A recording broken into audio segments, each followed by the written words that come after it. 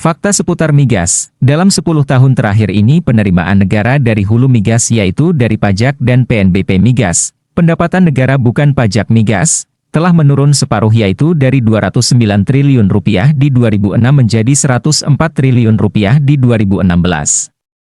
Sementara itu penerimaan negara secara keseluruhan telah naik hampir 3 kali lipat dalam kurun waktu yang sama menjadi hampir Rp1.800-an triliun di 2016. Kita ulangi bacanya, penerimaan negara turun dari Rp209 triliun di tahun 2006 ke Rp104 triliun di tahun 2016, alias turun hampir 100% penerimaan negara. Ini zaman SBY 8 tahun, Pak Jokowi 2 tahun, ingat loh ya, produksi minyaknya stabil, dan harga minyaknya juga diambil rata-rata sama nilainya. Tetapi mengapa turun pendapatan negaranya? Tanya kenapa, ini artinya ada yang salah di dalam kelola kebijakan perminyakan. Jadi, secara persentase, yang tadinya kontribusi langsung migas pada APBN sejumlah 33% di 2006, dalam 10 tahun kontribusinya menurun tinggal 6% dari APBN di 2016. Bahkan apabila harga minyak saat ini pun mencapai $100 Amerika per barel, kontribusi migas hanya akan mencapai 10% saja pada APBN. Satu gebrakan 6 bulan program teks amnesti saja menghasilkan lebih dari kontribusi migas tersebut. Fakta di atas menunjukkan bahwa penyebab utama semakin menipisnya kontribusi migas pada APBN adalah percepatan kenaikan anggaran negara yang tinggi dibandingkan kenaikan produksi migas Indonesia. Dalam kasus ini bahkan mengalami penurunan, dan salahnya tata kelola migas yang terfokus di konsumsi pemakaian non-produktif. Pertanyaan-pertanyaan mulai bermunculan di kepala saya dengan data di atas. Pastinya saya ragu internal penyelenggara negara memahami masalah ini dan tahu bagaimana solusinya.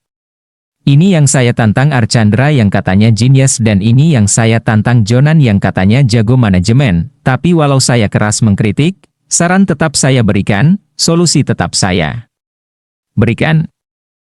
Paragraf-paragraf awal inilah bentuk perhatian saya sejak 2 tahun terakhir ini yang selalu saya dengungkan. Tetapi Sudirman Said nggak ngerti, dan pasti Luhut nggak ngerti karena nggak buat dia untung. Sekarang 2 orang baik di meja ESDM, tetapi masih hijau di dunia ESDM. Saya akan bantu, kalian berdua orang baik, walau saya tantang awalnya.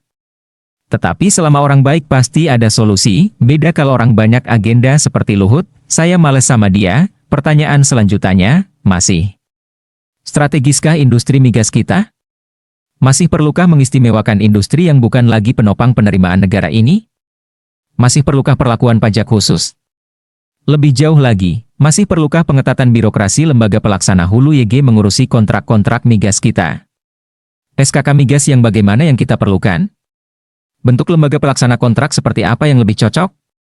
Bagi saya malah ekstrim lagi. Pemerintah dan Kementerian ESDM belum juga punya strategi nasional solusi pengadaan BBM dan pengelolaan sumber daya alam yang sebentar lagi mau habis ini dengan skala berpikir bijak dan berpikir masa depan. Saat ini masih seperti pemadam kebakaran, belum lagi dipusingkan harga satu Nusantara ini BBM harus sama. Singkat kata, bagi saya, berani mengatakan bahwa pemerintah tidak melaksanakan amanat UU Energi 30 2007 yang menyebutkan bahwa energi adalah modal dasar pembangunan dan bukan sekadar penghasil revenue semata. Saat ini masih revenue, tidak ada nilai tambah. Masak sih 4 menteri 2 presiden 10 tahun belum ada solusi? Baiklah.